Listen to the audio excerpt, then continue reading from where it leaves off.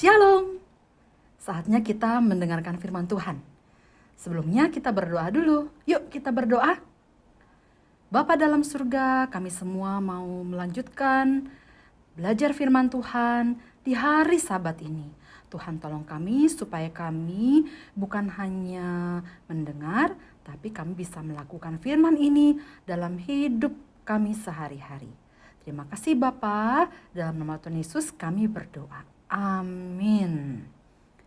Hari ini kita akan bersama-sama membaca ayat firman Tuhan dari Injil Matius pasal yang ke-7. Yuk kita buka Injil Matius pasal yang ke-7 ayat 24 sampai ayat 27. Berbunyi demikian. 2 macam dasar. Setiap orang yang mendengar perkataanku ini dan melakukannya, ia sama dengan orang yang bijaksana yang mendirikan rumahnya di atas batu.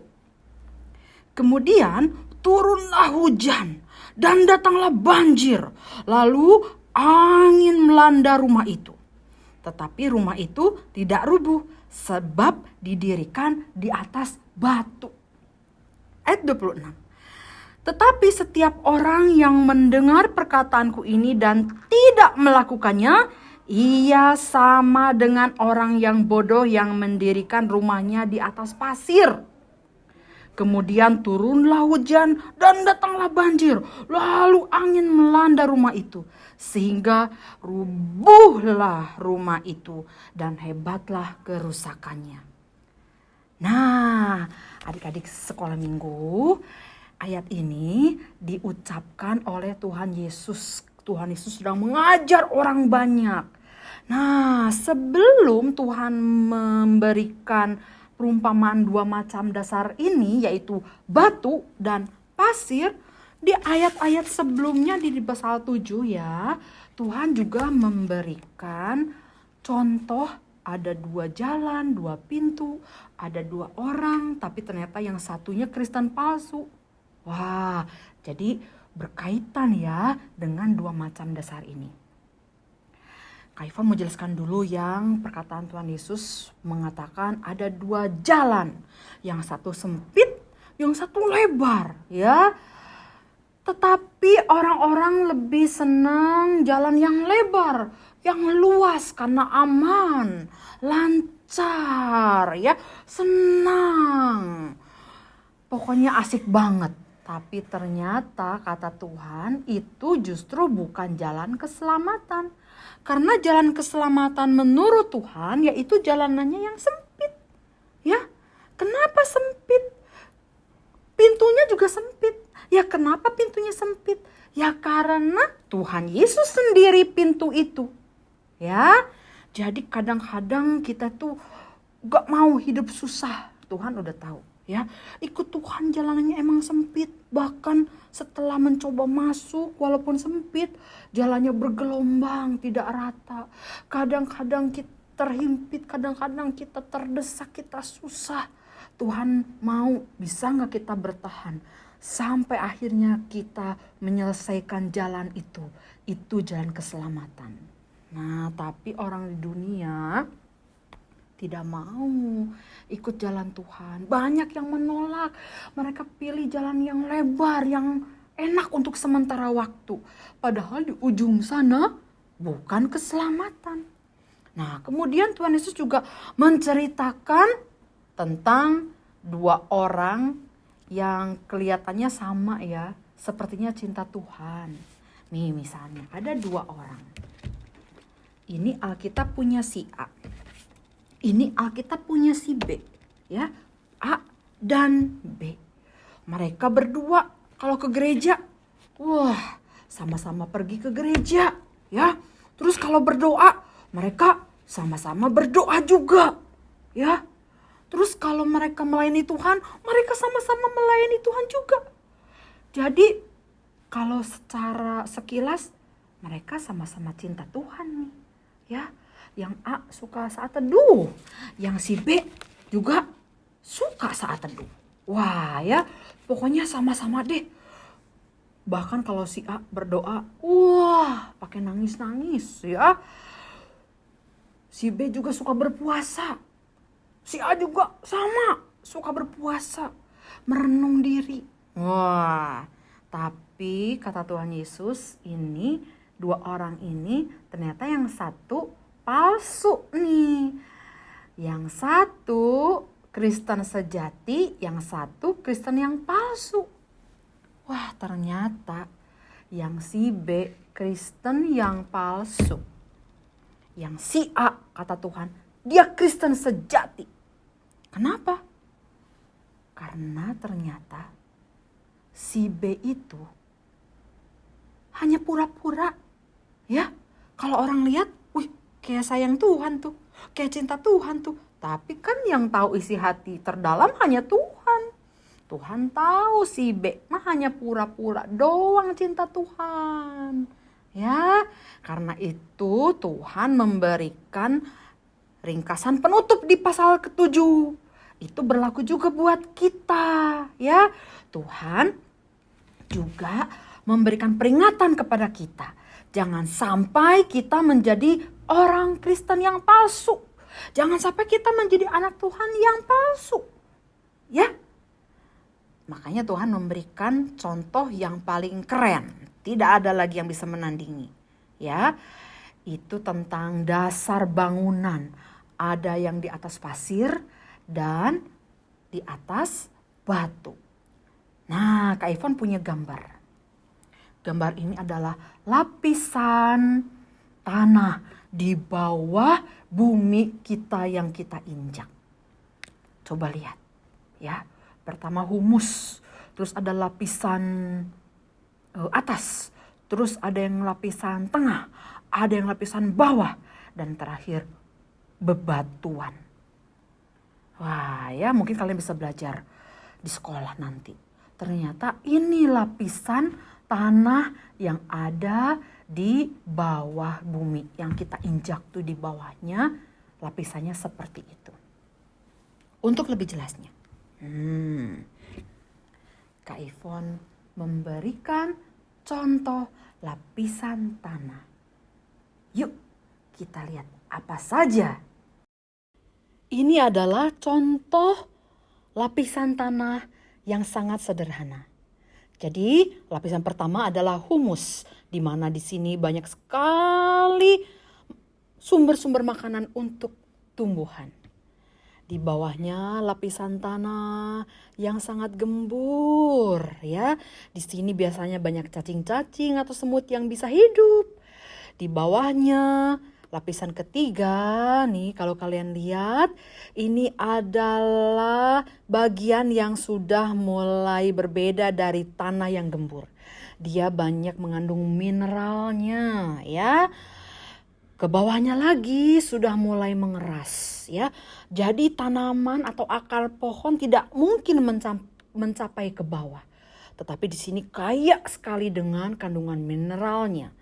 Dan paling terakhir yang dimaksud oleh Tuhan Yesus adalah batu. Ini yang paling bawah. Ini sangat keras sekali ya. Nah, kalau mau mendirikan rumah, si tiang pancangnya itu tidak bisa cuma sampai sini pasir doang. Dia akan roboh. Dia akan hancur bila ada badai atau ada banjir. Si tiang pancangnya itu atau fondasinya harus menusuk sampai ke bawah bebatuan sini. Makanya kalau lihat kalian orang-orang membangun rumah atau mungkin sekarang sedang bikin jalan tol atau apapun, tiang pancangnya sampai menembus ke dasar bumi istilahnya ya. Karena dia mau mencapai bebatuan ini. Supaya apa? Supaya kuat. Supaya dia tidak mudah rubuh. Nah, itulah pentingnya bagaimana hidup kita harus menancap sampai batu yang terdalam.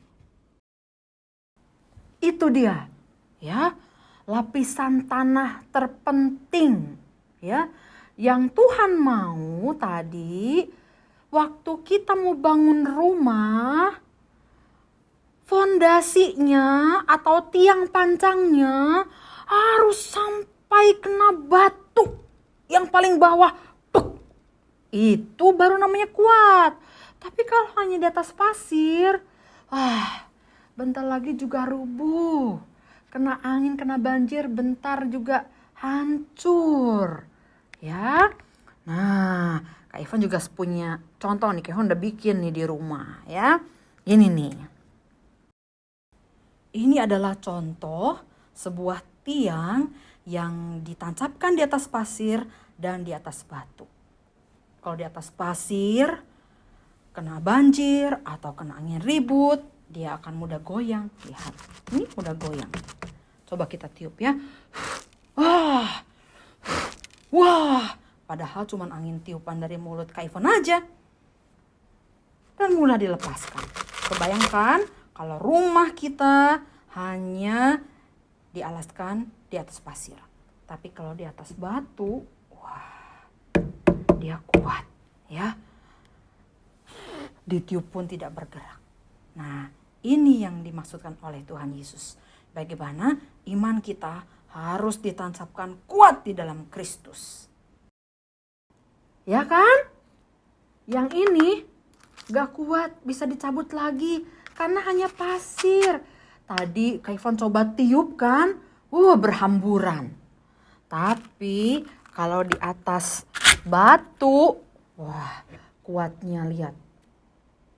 Ya, hebat banget, padahal ini berat loh, ya. Tapi si tiang ini, padahal ini cuman kayu bukan beton. Ini cuman contoh, apalagi kalau pakai beton. Wah, lebih kuat lagi. Ya, lihat, kuat sekali. Kayak batu. Ya. Itu menandakan Tuhan ingin kita menjadi orang Kristen yang imannya menancap kuat kepada Kristus. Ya. Maksudnya apa? Kita kalau dengar firman Tuhan, jangan asal dengar. Jangan. Tapi harus sampai dilakukan. Sampai kita berjuang mati-matian memuliakan Tuhan. Itu baru kita sedang menancap kepada Kristus. Sehingga iman kita tidak mudah goyah. Ada susah sedikit, ya kok susah dikit sih gini. Ikut Tuhan kok susah. Nah, tapi kalau kita beriman kuat, ada susah dikit, dia akan berkata, Tuhan saya susah, tolong supaya saya tidak meninggalkanmu. Tolong supaya saya tetap taat kepadamu. Itu baru namanya orang Kristen, anak Tuhan yang sejati. Jadi kalau kita semua ya digoda untuk melakukan dosa, karena kita mungkin hidupnya seperti menancap di pasir, ya gampang lah digoda. Diajak nyontek, mau. Diajak marah-marah, hayu. Diajak mencuri, iya. Padahal kalau di gereja, baca Alkitabnya baca loh. Tapi ternyata dia anak Tuhan yang palsu. Ya, kita harus terus menggali firman Tuhan dan melakukannya. Jangan seperti Saul. Kalian tahu Raja Saul? Raja Saul itu seperti bangunan yang ditancap, yang dibangun di atas pasir. Kenapa? Karena dia mendengar sendiri suara Tuhan. Ya, waktu dia mau berperang melawan bangsa Amalek. Dia mendengar perintah Tuhan. Ya, Tuhan suruh menghancurkan semuanya. Menghancurkan bangsa itu, karena bangsa itu tidak mengenal Tuhan dan terus memerangi Saul dan rakyat Israel. Tapi Saul tidak taat. Dia malah menyelamatkan rajanya. Terus dia malah mengambil, menjarah kambing domba dan lembu-lembu orang Amalek. Padahal Tuhan suruh tinggalkan semuanya, hancurkan semuanya. Tapi Saul, diambil sama dia. Bahkan barang jarahan itu dijadikan persembahan katanya buat Tuhan, lembu, kambing domba.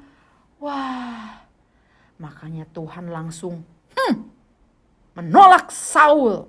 Karena dia hanya mendengar firman tapi tidak melakukan. Padahal itu perintah Tuhan yang sangat penting. Semoga kita semua bisa terus belajar untuk menancap sampai dalam waktu mengikut Kristus. Supaya kalau ada kesusahan, ada masalah, ada badai datang. Ya, mungkin kamu sekarang masih kecil. Tapi nanti makin besar hidup kita makin susah loh adik-adik.